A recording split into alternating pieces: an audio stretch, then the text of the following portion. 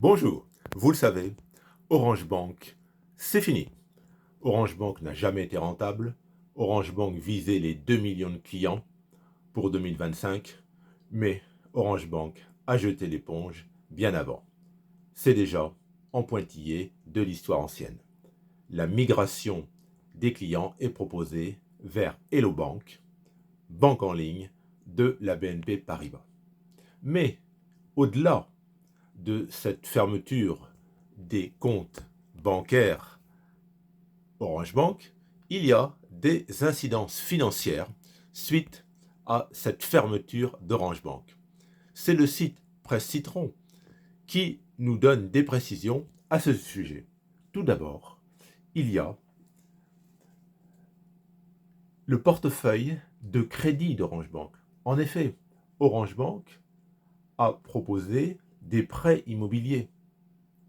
Quel avenir? Eh bien, ces prêts immobiliers et ces crédits à la consommation qu'Orange Bank proposait, il va bien falloir les gérer. Et donc, le portefeuille serait sur le point, il faut parler au conditionnel, d'être acheté par un fonds d'investissement américain qui s'appelle Colbert Kravis Roberts. Un fonds d'investissement important et ancien. À suivre. Mais bon, c'est vrai que pour les clients qui avaient souscrit un prêt à la consommation ou un prêt immobilier, ça reste quand même un petit peu énigmatique cette affaire. Et puis, il y a aussi, ne l'oublions pas, le fait que Orange Bank propose des smartphones à crédit dans ses boutiques. Tous les opérateurs le font maintenant. Un smartphone, c'est un investissement, et donc certains clients préfèrent payer chaque mois. Et donc, cet achat à crédit de smartphones dans les boutiques Orange, jusqu'à présent, c'était la filiale Orange Bank qui était derrière. Mais ça, c'est terminé. Alors, Orange Bank nous précise le site Presse Citron. Orange, pour remplacer donc les financements par Orange Bank, les boutiques Orange se sont tournées vers CTLM. CTLM, qui est également une entité du groupe BNP Paribas. Et donc, ça va permettre aux boutiques Orange de garantir la pérennité des solutions de paiement à crédit pour les clients qui ont acheté donc à crédit un smartphone. Parce que on le voit, la fermeture d'une néobanque ou d'une banque, bah, ça a des incidences qu'on ne soupçonne pas, au premier regard.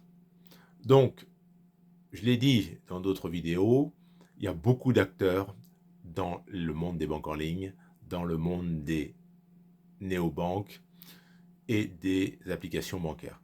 Il y aura d'autres disparitions.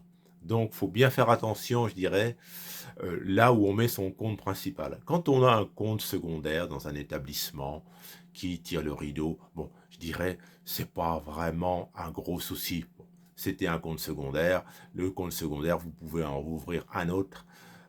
C'est pas gênant.